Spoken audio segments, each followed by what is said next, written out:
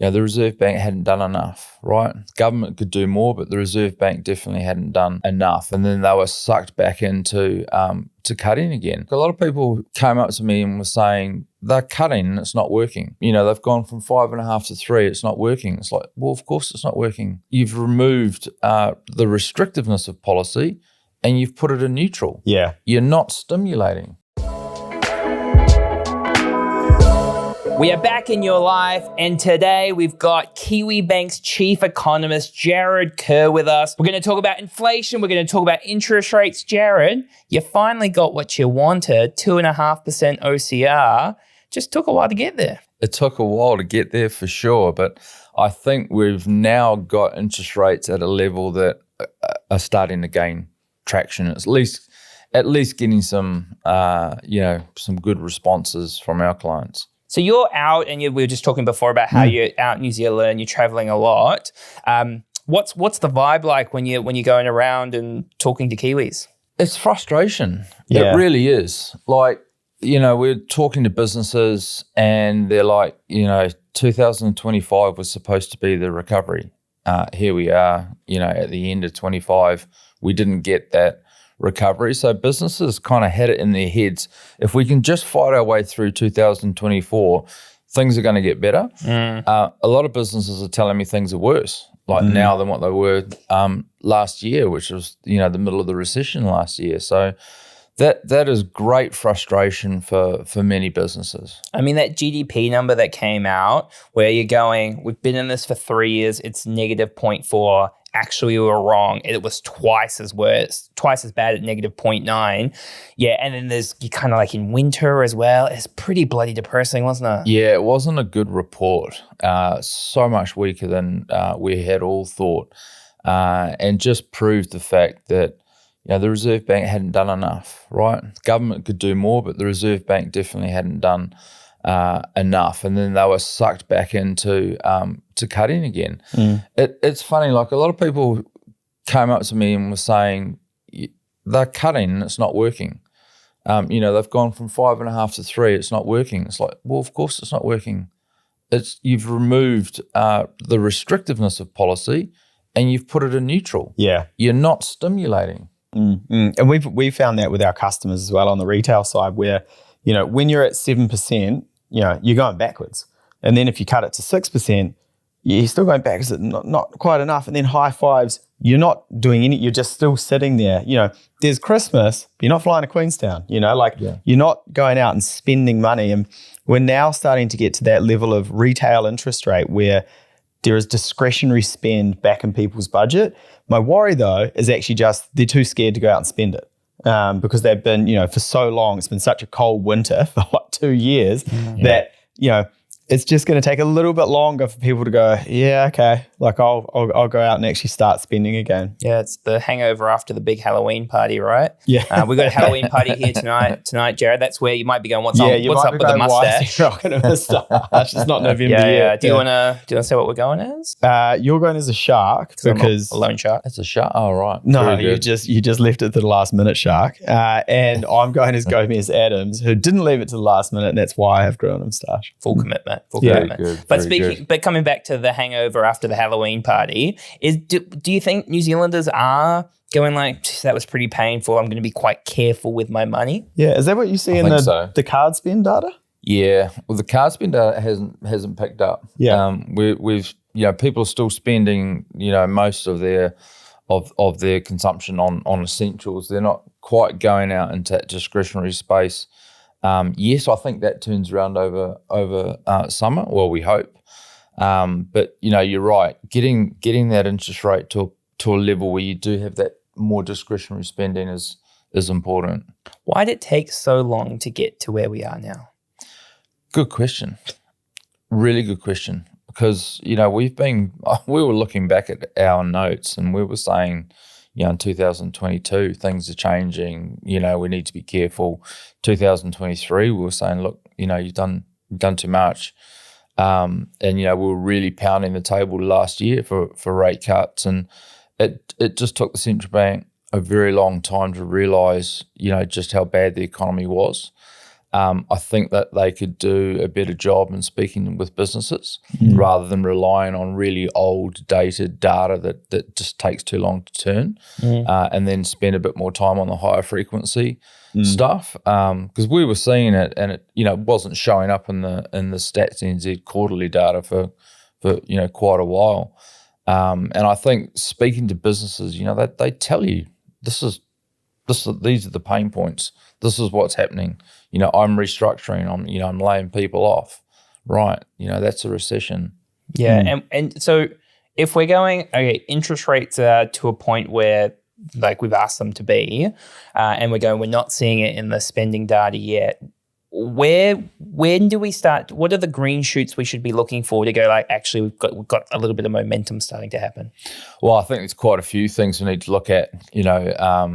Consumer spending is probably the first thing. When does the consumer turn around and start to buy some goods and services that they haven't done for a while? Like I said, I hope we see that coming into Christmas. Obviously the housing market plays a big role in people's psyche. House prices are likely to go up next year. I think that'll fuel confidence as well, and that spending. But for me, what I'm really waiting for is businesses to turn around and go, okay, I'm more likely to hire than I am to fire, and I'm more likely to invest than save. And when that changes, for me, that's the real kicker.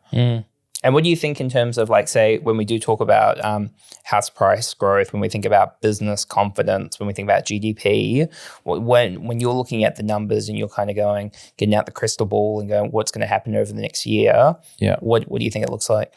So getting interest rates into that stimulus territory is the most important thing. So whatever model you're running, the interest rate part of it's probably the biggest. So getting that into stimulus territory is really important for the outlook. And then all our numbers look a lot better with a 2.5% cash rate compared to a 3% or above. So that's a big part of the story, and it will fuel the housing market as well. So yeah, that's the crystal ball. We're sort of looking at that. Tourism's also bouncing back and picking up as well, which again we'd really love to see that go back to pre-COVID levels over summer. If that happens, then we're really starting to fire on a few more cylinders. And where are the tourists coming from? Like, are we seeing like a lot of China still arriving in Australia? Where are people coming from? So the Chinese tourist has been the one that's been missing. It's been the one sort of destination that we've sort of been waiting for. So the Aussies bounced straight back. They just came straight back after COVID pretty much. Can't get rid of them. Yeah, that's right. And then there were, the other US and, Europeans and stuff, but it was the Chinese tourists that was taking a long time to come back, particularly given how weak their economy is. They're back, which is great. Yeah, it's I do worry about that, the reliance on tourism a little bit, just because for me, I go, we want summer spending to pick up. We want the tourists to come back. I don't think we've ever been so dependent on a nice summer and a bit of sunshine in our lives. I don't think the economy has ever been so dependent on some sunshine ever. Yeah, you would have thought the data would already be there in terms of like flights booked and how full flights are coming to New Zealand. Do you look at that at all? We do. There is some data out there that's kind of useful on that front, and it is picking up. Like I said, there's a number of different data points, but we're running at about 90% of where we were pre-COVID. If we could get back to 100, then all of a sudden tourism just starts to get a little bigger than agriculture again. And that just kind of, agriculture is doing really well. To have tourism back would be awesome too. Okay, well, let's jump to, so we've got one more OCR cut this year, or OCR announcement, I should say. I shouldn't jump the gun. On the 26th of November, what are you predicting? So another 25. So we had been saying 2.5 is the low. Because it took so long to get here, we're actually saying you need to do a little bit more. So if we get 25 in NOV, that takes the cash rate to 2.25. Okay, good. And then I think it's a 50-50 whether they go again in February. We have a new governor. I think she'll want to put her mark on monetary policy and make sure it's at the right setting. And I would suggest go harder than not. You don't want to repeat the same mistakes that they've made over the last couple of years. Yeah. Well, speaking of the new Reserve Bank governor, I'd love to hear your thoughts. So Anna Bremen, she's from Sweden, so the Riksbank, really cool bank. So I think it's the oldest central bank in the world. Definitely one of the most transparent. There's only 2 or 3 central banks that use an OCR trajectory. They're one of them, we're the other. So she's going to come here and continue that. I think it's very good for transparency. I think she'll do a much better job, and her credentials are sort of off the chart. She's 2IC at the Riksbank, so I think it's fantastic that we've been able to attract someone with that sort of caliber. I wonder what the pitch was. Yeah, that's what I always think. I'm like, you've got a low bar. Yeah. You want to look great? You're going to look really good. Yeah, I'm going to pitch you a real slow ball and you get to hit it out the park. Yeah. Yeah, that's super interesting. I think for a lot of Kiwis who are looking at the next couple of announcements for their home loan interest rates, and especially a lot of them who are looking at shifting banks at the moment as well. We're seeing a lot of those transactions out there in the market. Right. They are paying attention to these next couple of cuts. And, I know I live in this world. I know not everyone will be watching it like I watch it. But, we're getting customers asking us in advance, what do we think of the next rate cut on the 26th of November? I'm like, the fact that you know the day of the rate or rate announcement means that you are watching this very closely, which, I think is a sign of the times and just how tough people have had it over the last, 2 years, and everyone wants to get it right in terms of their next refix. Do you know what I want? I really want to come back in here in February, sit down and say, done. Yeah. That's it. Like, enough of these rate cuts. Yeah. I want to sit down and say, this is the low in interest rates, right? And it's the next move's a rate hike. Yeah. I can't wait. Yeah. Yeah. When you get the crystal ball out, and because obviously that's like the narrative will change at some point next year going, obviously, Mike's talking to a lot of people and there's a lot of like very short fixes at the moment. Yeah. At some point, the conversation's going to move to looking to fix for longer periods of time. And probably a question for both of you, when do you think that starts to happen? I think we should be thinking about it now. So, we get the cut in November, the rates will kind of go down just a little bit more. If we could say 2.25's done, then this is it. Like, we're pretty close to the lows, and then people will go, okay, I'm not going to fix for another 6 months. I might go 2-3 year or beyond. So we're anticipating that, because that could have quite an impact on wholesale rates. People fixing at 2 year or 3 year, we'll see that part of the curve start to kick. Yeah. Yeah, that's we kind of were forecasting a little bit later. So we thought maybe March next year would be the absolute March next year, the absolute bottom. But it's interesting that, people starting to choose those longer rates will actually start to kick the curve up again. Yeah. So, the argument, Jarrod, to obviously not cut rates is inflation did creep up a little bit. Got to 3% over the past 12 months. How concerned are you about inflation?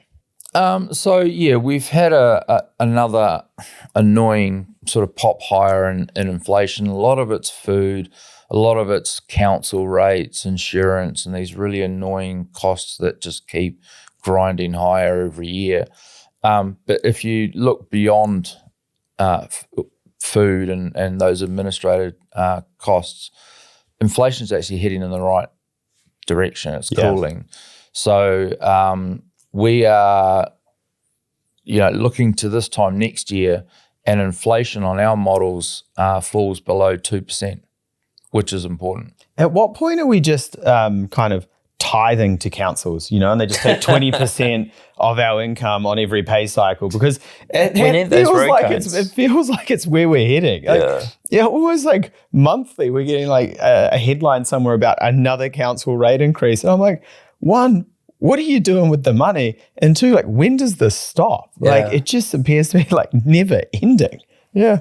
Yeah, unfortunately, for the last 20, 30 years, we've all preferred a tax cut or a lower hike in our rates rather than actually dealing with the problems that we've got, the infrastructure problems that we've got, and we haven't kept up with population. So, councils, we all know the problems, right? Whether it's the water in Wellington, traffic in Auckland, wherever there are problems that have just sort of gotten worse and worse and worse as the population grows. So unfortunately, at some point you've got to actually have the money to deal with the issues. And that's, it's easy to point at councils and say, well, you haven't spent correctly and these sort of things. But even in a growing economy like Queenstown, you still have issues that growth presents as well. So, they're kind of damned if they do, damned if they don't. I mean, they could definitely be spending better and less wastefully. But, I think it's, hopefully that starts to even out a little bit and we're not just getting year on year kind of rate increases of 8%. That prediction of going like we're, inflation's heading back down over the next 12 months. I do look at rates and like a lot of it is in areas that consumers can't control, right? It's not those discretionary areas. How does inflation come back down? Well, it doesn't feel like insurance is going to get any cheaper or rate cuts are going to be any less in the future. How does inflation actually come down? Well, basically there's a lot of slack in the economy. The way we look at it is, are we growing at our potential? No, we're well below. And historically, we see that as an output gap and say, okay, when we get a lot of slack in the system, it just puts a lot of downward pressure on prices in general. When you get a weak labour market, you see wage growth easing, and we're seeing that now. When you see a lot of capacity in the economy, construction is a classic example of. Couple of years ago, you couldn't find a builder. They were paying, extraordinary amounts for materials and labor. That's all reversed. You can pretty much get whatever trade you need at the moment. They're a lot more hungry for the business, so they're sharper on their pricing. We've seen a lot of costs being taken out of construction. So just that all of that is just going to feed through over the next year to a more comfortable inflation level. Well, speaking of construction, there was this bloke called Chippy who made an announcement about capital gains tax. And we've had a lot of questions. We did a podcast a week or so ago about it, and I'm staying away from the comment section.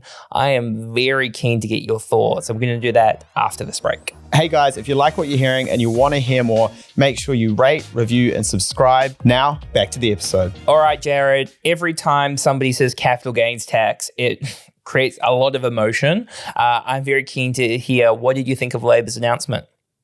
Yeah, it's interesting. I mean, they've been campaigning on those sorts of taxes, right, for a while. And there's also the suggestion of a wealth tax.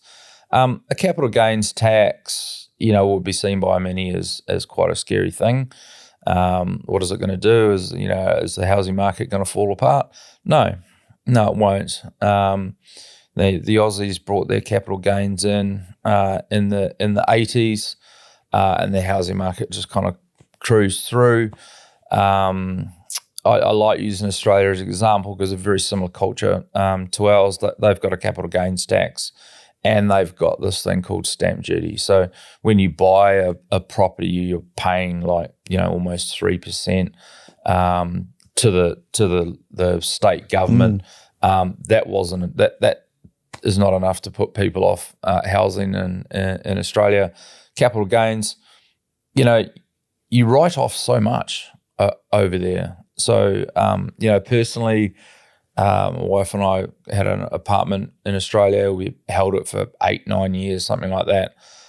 There was a gain on it, right? So let's say it went from 900,000 to $1 million. It's like, okay, well, I have to pay tax on that 100K, but because we'd held it so long and it was negatively geared, so we had a mortgage on it, and the interest was pretty close to the rent, and then all the other costs, blah blah blah. Didn't pay a cent of capital gains at the end of it. At the end of it, so it depends on how much stuff you can write off, but it's not the end of the world. It's a capital gain. You've actually got to make a gain before you consider getting taxed. It's going to kick in from mid 27, I believe. So I think people were worried about my mother's house that she bought in 1965 for $30,000 is going to be taxed at some crazy amount. No, it kicks in from is it July 27? Yeah, that's right. Which, because there's a lot of different ways you can cut this up. I actually think if you're going to do it, when you actually read the announcement, how they're going to tackle it, probably the best way they could do it if you're going to go down that road. I'm pro capital gains tax. I'm like, it's a profit that you're making from an investment. You should be taxed on it, like all the other asset classes, basically. Where I have issues with it is where they're excluding certain sectors of the economy. Like, I don't know why farms or farming excluded from this, especially given they just sold half their business to some overseas conglomerate and made a pretty hefty payday out of it, and effectively not taxed on it. It is interesting, isn't it? That they, I did think when a capital gains tax was going to happen that it would be across, obviously, the share market, business sales, farm sales. It would just be blanket across the board. Do you think it's just a political move of going we just need to start somewhere and not spook too many people? I think so. Yeah, I think you're right. I mean, at the end of the day, if you sort of step back, we need more money going into the government's coffers if they're going to tackle the infrastructure issues that we've got. And there's various ways of doing that, but a capital gains is one. I just don't like the fear mongering that's going on out there. This is going to cause the property market to fall. It's the end of the world. Yeah, it's not. It's not. Yeah. I actually don't think we talked about tax cuts before when we're talking about the local governments and how we prefer to take tax cuts as opposed to a tax increase so people can spend it properly. I don't actually think you should ever get a tax cut. I think taxes should only ever stay flat or go up. And actually, you should get a rebate at the end of the year instead of a tax cut. So, from a perspective of what would that do for an economy going forward? Imagine just getting a check at the end of the year and being actually, you know what, guys, we've overpaid this year. Here you go. I think that would be so much smarter from the government, because you'd be oh my God, the government sent me some money last year. I'm going to vote for them again. And also, you go out and spend the money. It'd go straight back into the economy. I think that would be such a better way to do it than to give people tax cuts. Anyway, I digress. So, Jarrod, one thing I do worry about, right, is yes, New Zealand's economy, share market has gone nowhere for the past few years, but other parts of the world have done very well. You look at the S&P 500, it's pretty much up 100% over the past 5 years. Those big tech stocks have performed really well. There's the AI movement, but there are growing calls going that the share market is very frothy. A lot of these AI companies are just passing money to each other. Their forecasts of these data centers they're going to build, the infrastructure they need is going to create a bit of risk. And I worry and go New Zealand, we're finally getting there. We're building a bit of momentum, but we're a small island nation at the bottom of the world, and we're just going to get crushed by a potential bubble burst. Essentially, that might happen. What do we think? So on the AI bubble, there's definitely characteristics there that make it look quite frothy, like you say.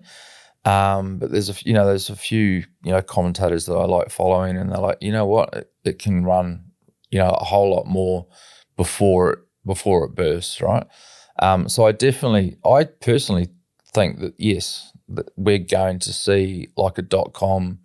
I think it runs for a lot further, and then eventually we get some sort of bubble bursting, right?